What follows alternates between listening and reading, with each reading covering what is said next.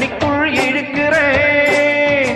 ஒட்டு வச்ச குமரி பெண்ணே கேளடி, நீ எட்டு வச்சா இமயமல ஏழடி.